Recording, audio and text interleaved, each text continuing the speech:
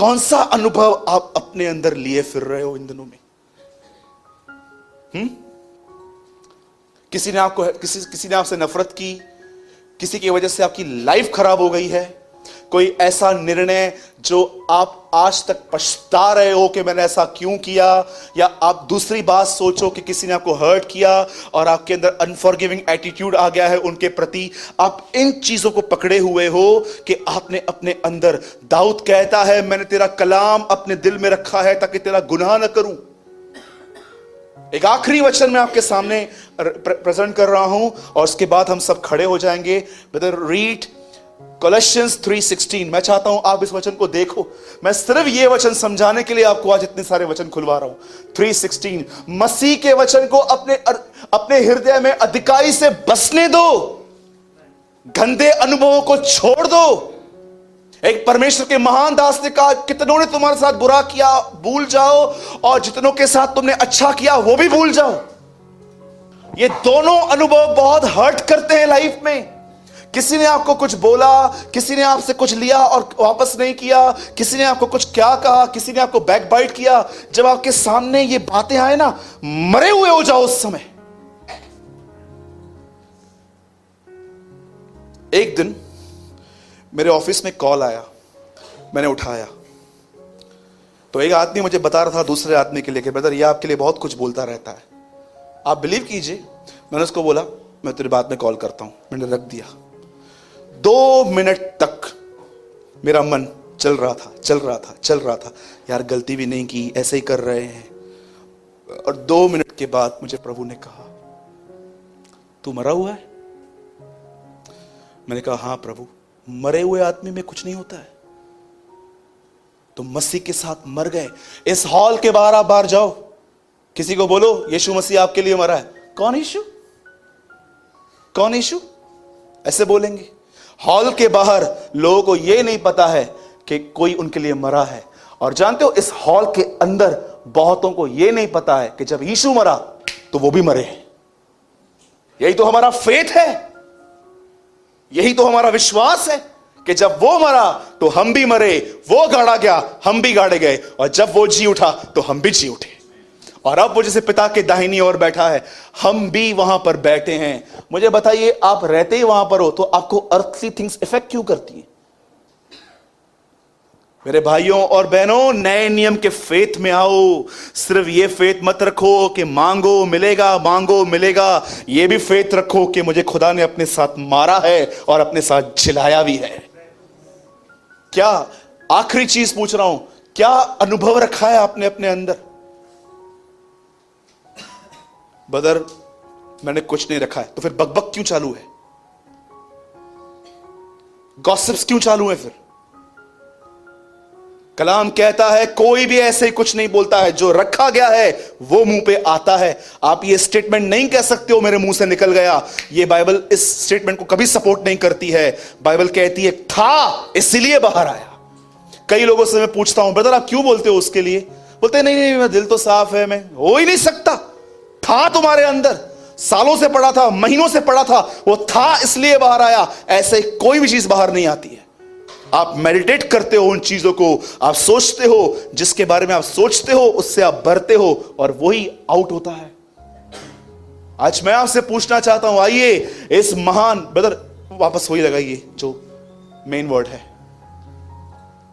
क्योंकि उसने विचार किया कि परमेश्वर सामर्थी है। क्या विचार करते हो आप प्रभु के लिए?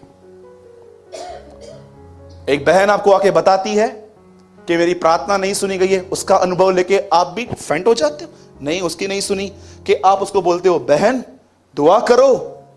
क्या आप उसको ये एटीट्यूड शो करते हो कि आप भी बोलते हो हाँ 2 साल पहले मैंने भी की थी, मुझसे मेरी भी नहीं सुनी गई है? डिस्करेज व्यक्ति डिस्करेज ही कर सकता है। कभी आपने सोचा क्यों यीशु के 72 डिसाइपल्स, 72 के अंदर 11, 12 के अंदर 3 सर्कल्स? प्रभु इन तीनों में ऐसा क्या था? आप जानते हो जितना पतरस, याकूब और यूहन्ना खींचते थे, कितना पॉजिटिवली वो थिंग्स को लेते थे। कभी आपने इस बारे में सोचा? आइए सब यहां देखिए, बताइए 12 चेलों में से सबसे पहले यीशु ने शैतान किसको कहा? हां, कभी छोड़ के गया वो? कितनों के बात जानते हैं जब यहूदा थोड़ी थोड़ी बातों में नाराज होता रहा, उससे चला जाता रहा वो कभी भी। जब यीशु ने देखा कि एक आदमी को डांटने के बाद वो पॉजिटिव बना हुआ था, यीशु ने ऐसे लोगों को अपने करीब रखा था। इधर एक वर्ड में किसको कह दूं, अरे मैं आपको सच कहता हूं, मुझे आपके फेस पे दिखाई देता है कि आपको कितना असर होता है। प्रभु ने हमको ऐसा बनाया है, चिंता होगी ना तो यहां पर रिंकल्स आते हैं, गुस्सा होगा तो यहां दिखाई देता है। आप देखो, खुदा ने आपको ऐसा बनाया है, आप छुपाओगे भी ना तो दिखेगा कि आप छुपा रहे हो। प्रभु ने आपको ऐसा बनाया है। एक बहन आती थी हमारे कलीसिया में, उसने मुझे बोला, सूरज भाई मैं आपको एल्डर ब्रदर कहती हूं अपना। मैंने कहा थैंक यू सिस्टर। बोलती है मैं आपको एक अधिकार देती हूं अपने ऊपर। मैंने बोला क्या? जब भी आप मेरे लाइफ में कोई ऐसी चीज देखो जो गलत है, आप मुझे बोलना ब्रदर, आप मेरे बड़े भाई हो। एक दिन बोली, उसके बाद कभी कलीसिया में नहीं दिखी है वो, आज तक नहीं आई है वो। संडे आती थी खाली वो, किधर है, कहां गई, कुछ नहीं पता है। लोग बातें देखो क्या क्या करते। वो 3 लोग जो उसके साथ थे, आप देखो,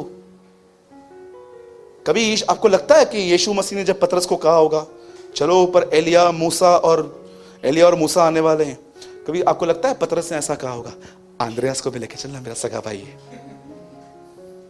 नो, नहीं, वो रूल्स जानता था यीशु के। मैं प्रभु को धन्यवाद देता हूं ऐसे भाइयों के लिए। मुझे प्रभु ने ऐसे भाई दिए हैं जिनको मैंने बहुत हद तक कभी कभी डांटा है, कभी मुझसे बुरा नहीं चलते। और जब मैं देखता हूं कि एक व्यक्ति जिसको मैंने डांटा और वो मुझसे दूर भाग रहा है, मैं बोलता हूं दूर ही भाग तू अभी। जानते हो, यीशु के लाइफ में एक नियम था, मैं तुम्हें नहीं समझूंगा, तुम्हें मुझे समझना पड़ेगा। ये उसके जीवन का एक नियम था, एक सिद्धांत था। वो पतरस को ये नहीं कहता था पतरस मैं ध्यान दूंगा कि तुझे कौन सी बातें अच्छी नहीं लगती हैं। वो उनको कहता था तुम्हें ध्यान देना पड़ेगा कि मुझे क्या अच्छा लगता है।